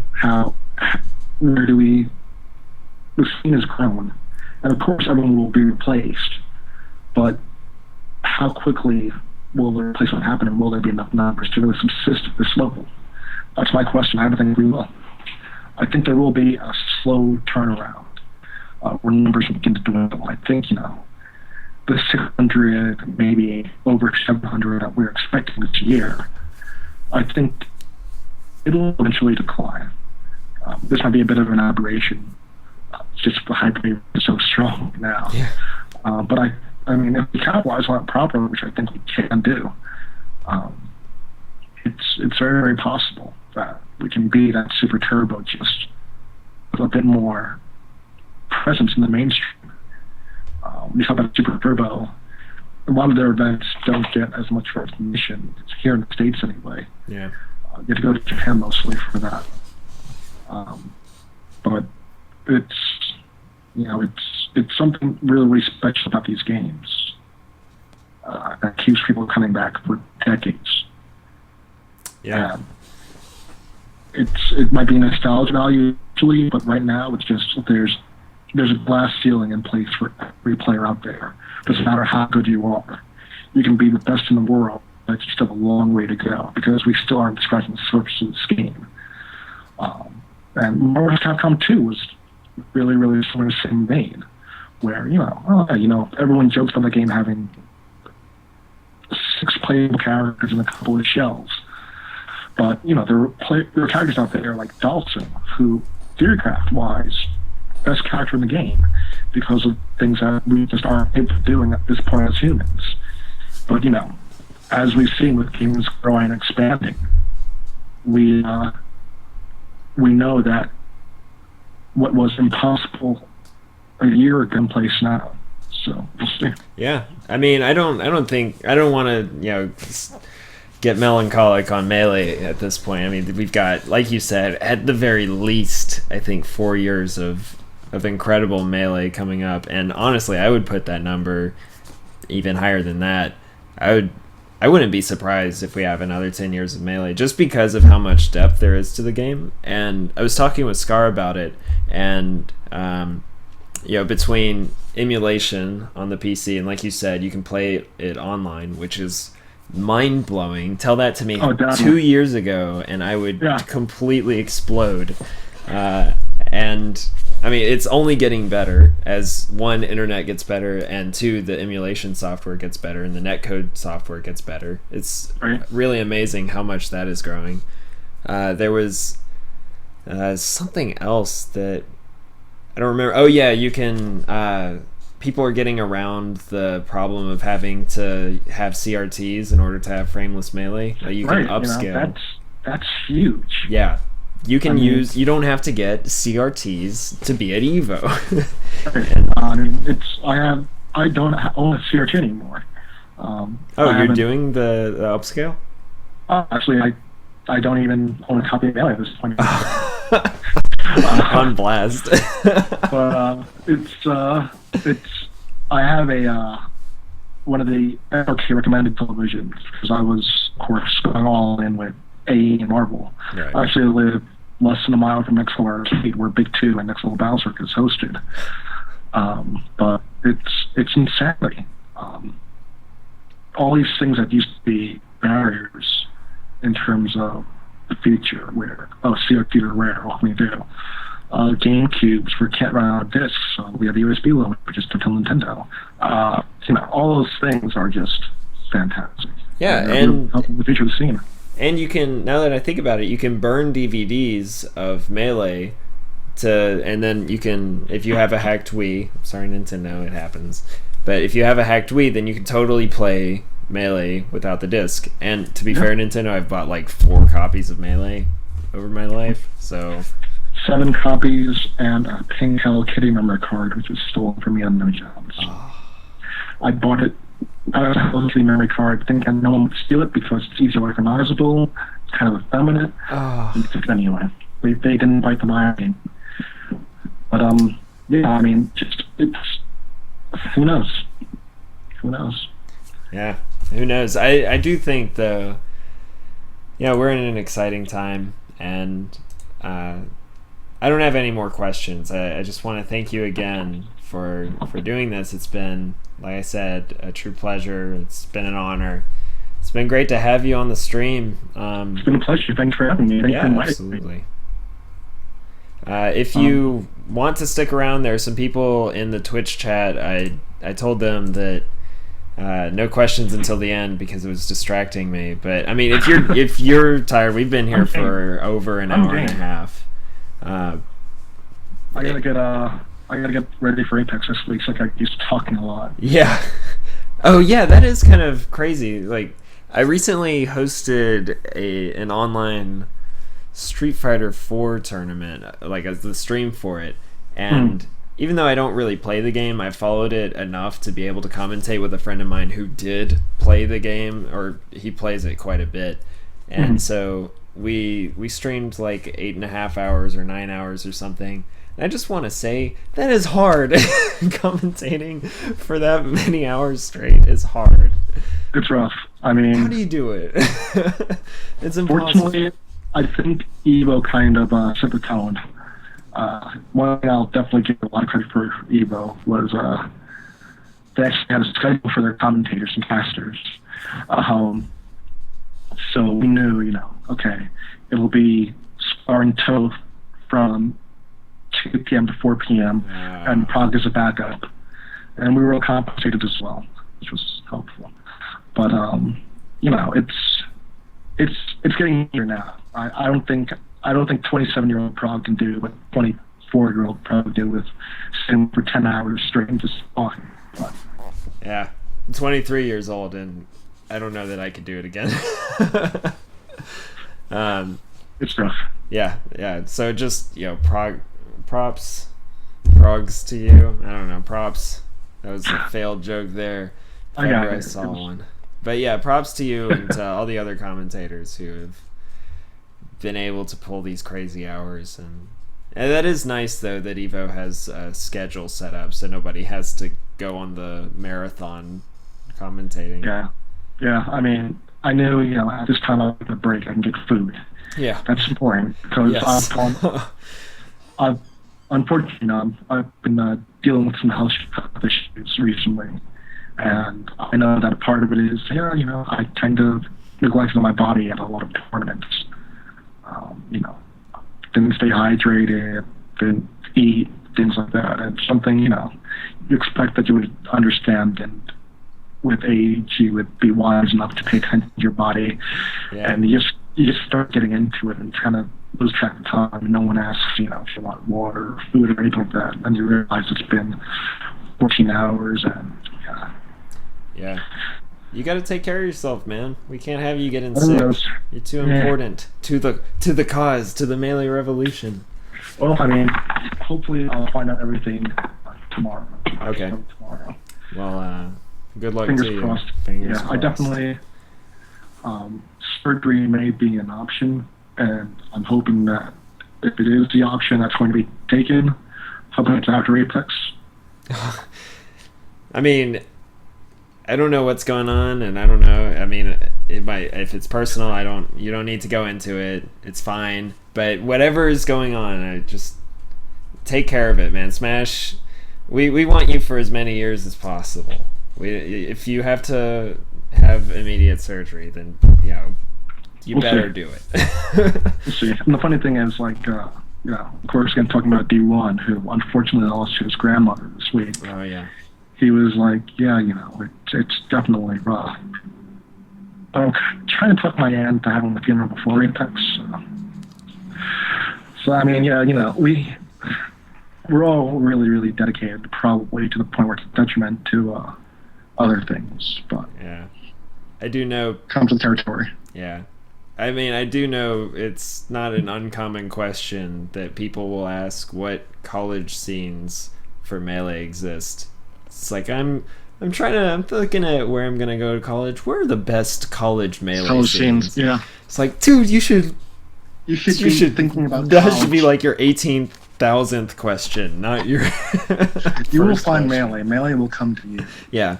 And that's another cool thing, is that Melee is growing to the point. I can't think of a single college scene. Like, I made a college scene in Mississippi, okay? So I don't want to hear any Johns from people. I mean, Alaska has a scene, and that's one thing that I found astounding, especially this year, just finding about scenes all over the world that I never thought of. Like, there's a scene in Saudi Arabia, mostly brawl, but that's just like, really? That is crazy. It's mind-numbing. Yeah. And then there's a scene in Sudan, and I didn't know that. It's just how? There was a guy in South Africa. No. There was somebody who posted asking on Reddit. He was asking. No, it was in Dubai. Yeah, he was in Dubai, and he was like, yeah. So I don't know how to make a scene. I was like, dude, just do it. It's so easy. I'm in Mississippi. He's like, I'm in Dubai. All right. All right, you might win this one. You got some legit Johns, maybe. Everyone just wants to play. I forget what other game it was. League of Legends and some other fighting game. It wasn't even like one of the popular ones. It was Blaze Blue. Yeah, maybe it might have been something like Guilty that. Gear. Yeah. Guilty Gear. Everyone just wanted to play. Man, Guilty Gear though. Great game. Shout outs. Yeah, Guilty Gear. Guilty Gear actually. I got into maybe a bit after Smash. Actually, one of my exes, I kind of got him into Smash, and he got me into Guilty Gear. So he was a Mario main. So I'm teaching him how to wave dash, and he's teaching me pressure strings with Slayer. Man, you play Slayer? It's pretty dope. Yeah, That's that's Slayer. Man. Yeah, nice. I can't think of a single character I don't like in that game. At least aesthetically, I've barely played it. Or Yeah. I guess it's a series, right? But most of the characters make return. Those characters are recurring. Yeah. So, okay, I feel like I just opened the floor to Twitch questions and then ignored all of them. So, so let's go through a few of these, if you don't mind. Sure, let's go through it. All right. First question, Prog. Will you ever do co-commentary with Winner on Metagame Monday? I swear I did not write this question. I mean, it all depends on availability. Yeah. If I'm available, because my work hours are pretty random. It's usually 9 to 5, but like I said yesterday, was a 10 to 11. So yeah. Actually, no, it was 11 to 12. Yeah, so that's right. Yeah, I can definitely stop in. I always do stop in on the stream anyway. Yeah. I just don't hop in on Skype or anything and commentate. No, yeah, I mean, I understand. You get off of work, you're tired. Yeah, I mean, you put in quite a bit of work into Melee. But I mean, if you do ever want to jump on the mic, just let me know. You always have an open invitation on Metagame Monday. Thank you. All right, what else is there? What do you think of Smash Flash 2?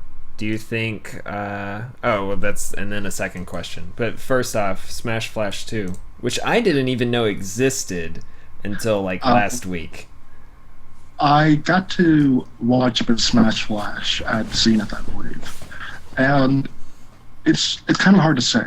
I feel like there's a line with mods where they're either really good or they kind of become Mugen-esque, where it's just like anyone can throw X character in.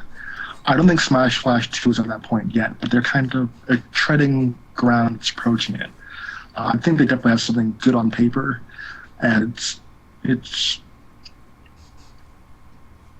they definitely have something on paper. Yeah. I just don't want to see them, typically approach, so to speak. Yeah, it's like Sephiroth. I mean, it already has some ridiculous cast, like Ichigo from Bleach. Like that's kind of like one of those characters. When people would talk about Brawl, like, who do you want to see in Brawl? So I want to see Naruto. Like, how is that? In what universe would this work? and that's kind of my first impression from Smash Flash too. But I mean, it looks good. I mean, especially for programming in Flash, seems. Yeah. I mean, it's definitely fast for what they've done with it. Yeah, it's impressive. But I mean, right now, when you talk about Smash and mods, PM certainly holds the crown, and I don't see them relinquishing anytime soon. Yeah, I agree. So actually, what do you think about Project M? Because I had thought about asking you. Okay, PM it's really, really interesting. I kind of, in hindsight, have some other views on it. I'm a fan of it, definitely. But at the same time, it's kind of hard to deal with. It is still a mod, albeit a fantastic and one of the best mods. Period. It's done a lot for a lot of players who weren't interested in seeing prior, and it certainly roped in a lot of people that way. But just when I'm really thinking about Smash on the whole, the Melee community certainly has not been the nicest to the Brawl community. True. And I think a lot of rancor and anger at Brawl is kind of reignited with PM. I saw a few brawlers on Facebook earlier today talking about, what's going to happen when Smash 4 comes out, and they're like, Brawl will probably be dead. And the only thing that's going to happen is Brawl discs are going to be used for PM. And it's kind of a shame. You know, I never thought about that. It's a shame, honestly. You know, just from a melee standpoint, we are the game that fought back. Our numbers dwindled upon the release. We weren't the new line anymore. But we fought and we rebuilt, and we're probably stronger than ever if the numbers are right. Yeah. But I mean, that's kind of. I don't think you know that PM has a negative outlook on Brawl. But I just think that it kind of embellishes some of the feeling on Brawl by increasing the hit stun and the speed and things like that. But PM on the whole, I think, is fantastic. It's a lot of people still forget that it's in beta. It's not a finished product yet. Yeah. It may well be, but it's not done yet. It's not quite there yet. There's still things that can be worked. The team definitely is devoted and was improved upon it. And I think that's one thing that they take enough credit for, the number of hours they put into it and all, you know, for something that's basically free. But in hindsight, I kind of hope that PM kind of helps out the Brawl side a bit, because it kind of feels like PM might be in combination and then tandem with Smash 4. Yeah. Yeah, it's something I like about Project M is that if you're trying to learn Melee, probably the fastest way to pick up your tech skill in the most painless way would be to play Project M first. Yeah. You know, a lot of people say that it's not as intimidating. Yeah. And people are excited about it. Yeah. I mean, I would gander that if without the cap and if with no issues beforehand, I could see PM hitting 500 Apex this year. So yeah, maybe. I mean, there are a lot of. What is the cap on it? I believe it was 384. They hit it and they reopened it, I believe. So, that's pretty cool. Yeah, they're probably gonna hit 400. Yeah. Okay, and so next. Oh, sorry. I kind of cut you off there. My bad. I thought that was it. All good. All right. Thank you. So the next question. Do you think a low tier like Yoshi can place top 5 at a national like Apex? I mean, if not this Apex, then whatever the next national or international tournament is going to be, or just sometime down the road. Does Yoshi have the potential to break through to top 5? It's going to be two things. It's going to be the caliber of the player that determines it, and it's going to be the amount of research that player has done. I personally have learned to kind of hate the term low tier. It's more of just an undeveloped or untouched game. So when you see players like Axe, like Amsa, and even Moth, although you know his results aren't quite as prominent as the other two I just mentioned. These guys are all pushing to the forefront characters that are considered bad. Do any of them have that super gene where they can be a top level player? We don't know yet at this point. Yeah. Axe certainly has shown that he can hang with the best, but he hasn't grabbed the brass ring yet. He got 25th Evo at his first major event with a character that is unknown, I'll say at this point, because while guys like Vector Man have definitely done stuff with the character, he's just pushing it beyond where we thought was possible. Yeah. So is it possible?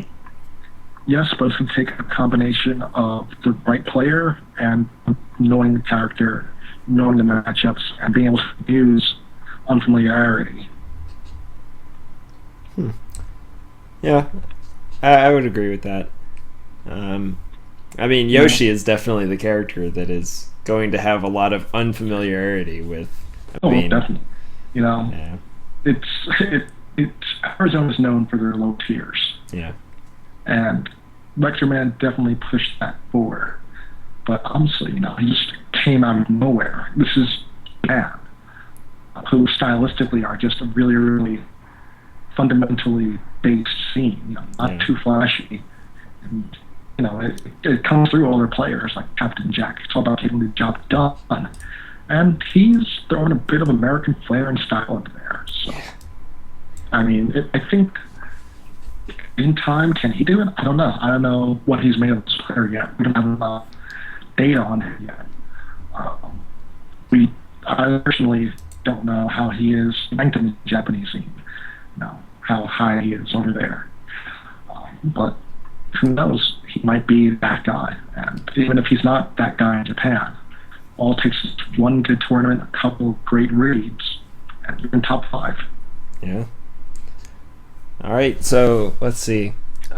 This is a good question. Who do you think is the best Melee player of all time? I mean, it doesn't have to be like right now, today. It's Mewtwo King, Mango, Armada, whatever. It's of all time. Who is better at Melee than anyone else has ever been? And go. I can't pick one, Yeah. I mean, the criteria are kind of vague there. I mean, if I'm talking about just in terms of creativity and who I like to watch the most,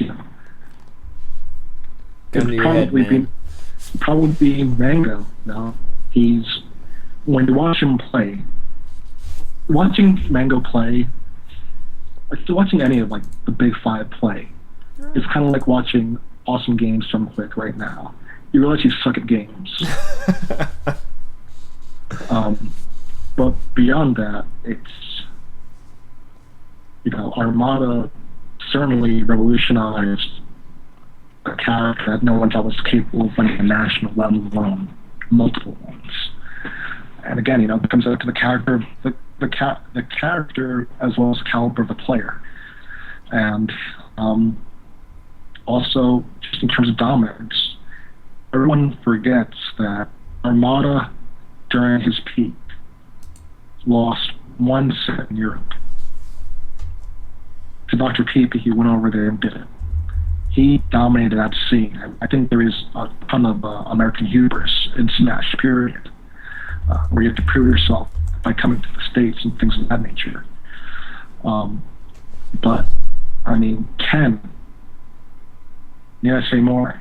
We all know his list of accomplishments. His win percentage was about 82% I read, which is pretty solid. And that's not just sets, that's games. Yeah, wow. I actually didn't know that. He's there's so many different people I could point at. Yeah. I think it would be that triad for the best, and Mewtwo King, of course, as well. Especially what was the question again? What is the number 1 player of all time? Okay, I was going to say if it's Smash for all time, my vote instantly goes to Mewtwo King. Just being a multiple game threat and just the being best Melee player is. If it's just Melee, then it's probably that 3 and Mewtwo King in the mix as well. Yeah. But I always say, that's it right now. Yeah. This game is always about one-upping someone. Who's going to be the next great one? Who knows? These guys are going to be passed eventually. Who's going to do it? All right, so I've got. I think I'm about to let one more question go, and then we've been here for 2.5 hours trying to set everything up and get this all going and interview. And if you guys have any questions, you can always message me on. Which I'll be in the stream chat afterwards when we're done. So yeah. Right. So first off, your ask.fm. We'll have to link to that in the chat, and I'll provide a link when I upload this to YouTube, and your Twitter as well. But real quick, there was a question about it's how do you think Hax is going to do at Apex? Because Hacks is right now a pretty controversial topic. I'm so mad, by the way, that he's not wanting to play Falcon anymore. Because what does Falcon have now? See, the thing is, I was going to save this Hacks talk for the melee on the pre-show. Yeah, you can if you want. You don't have to answer the question. I can give a little bit of it. Okay. I think Hacks as a player is supremely talented. I think he's got the grit to be top 3 in the world. However, prior to this, he probably didn't have enough character to do it. Falcon is a momentum-based character. He's not the best character by any means. He doesn't have as many tools as your space animals. He's still a character. Not by any means is he bad. But, that being said, I think this will be the sky for Hacks. He's not there yet. He is... I really can't think of anyone that's done this before like him in history. A lot of people have played multiple mains and level them all simultaneously, but to literally change horses in the middle of the race, I can't think of anyone that's done it before in Melee. Except for, of course, Mango. But still, Mango had those secondaries that were just out of this world. Yeah. But that being said, I think Hacks has always had the potential to win a national, especially if you look at his sets of Evo. Ice played that matchup phenomenal. Falcon Sheik isn't easy by any sense of the argument at all. And Ice, being from Europe, they play usually really, really conservative. I'm not going to say campy. They play really conservative. They pick their spots wisely. And Ice did that. So you really can let Hacks get started. The PP at the Hacks, PP was a hair's breadth away from falling Hacks in arguably his worst matchup. Not just the character, but the player as well. So I think this certainly opens up the gates for Hacks, but it's not going to be immediate. He is learning all the nuances of the new character. So, that being said, I can see him placing top 3 at a major. At Apex, I think the curse continues. Nothing higher than 5th place at Apex. That's fair. I think that's an accurate assessment. I mean, Fox especially has so many nuances, because Fox is the character... Fox and Falco are the characters that, if you're not playing perfectly, then you get touched, you die. No other character is as easy, or at least as straightforward to combo and edgeguard as those two. And when you pick up the game, those are the first 2 matchups we learned. Yeah. We were playing against, because we're going to run into the most to learn to deal with it. Yeah. All right, and actually, there's one more very quick question. It's have you ever hosted a tournament? Have you ever been a TO? Ooh, I've hosted I've hosted a couple. I used to host events on Temple's campus back when I was in college there. But hosting since then, I've hosted one event. And I guess this is going to a little sidetrack, but a lot of people always ask, what does Scientology mean?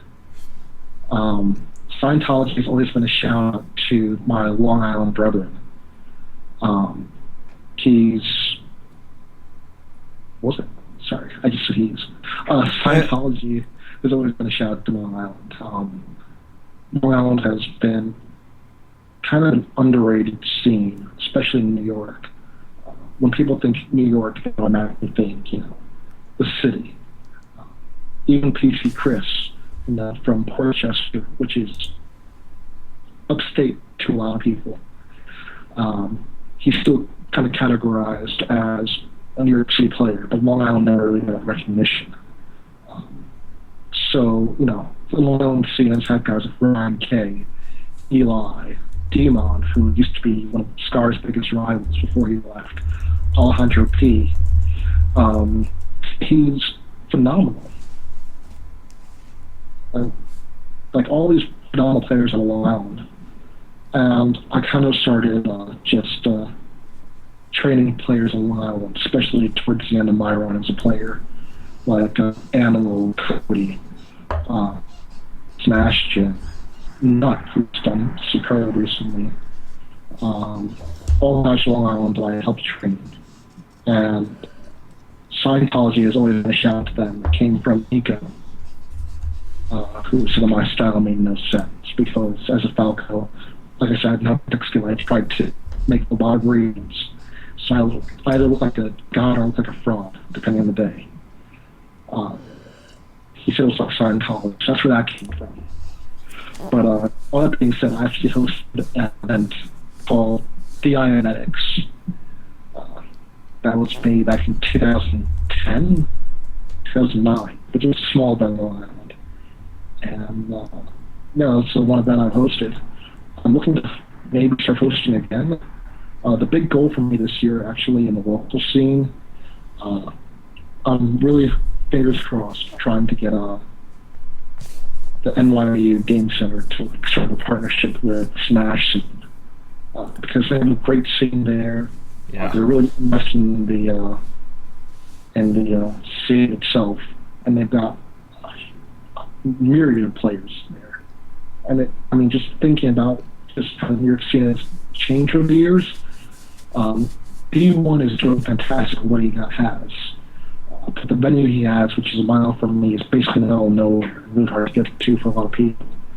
Alucard kind of has the same issues with No Jobs, which is kind of upstate as well. But all that being said, we'll see. Yeah. I do want to start hosting events again, maybe. But I think I know where I'm best suited. If I'm behind the mic, I'm definitely good at just talking to people, forming bridges, and helping things like that. That's what I'm working on most right now.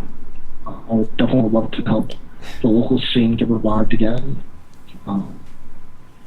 Especially, looking at NorCal and SoCal numbers they do out there. And even what Matt Bob Zeb is doing in Massachusetts is phenomenal. It's been a minute, but yeah, that's about it. And I think I'm going to have to cut this one short. Okay. So thanks for having me, but I'm going to be in the chat for this. So. All right. Well, thanks for dropping by, man. Thank you. And I'll catch you next time.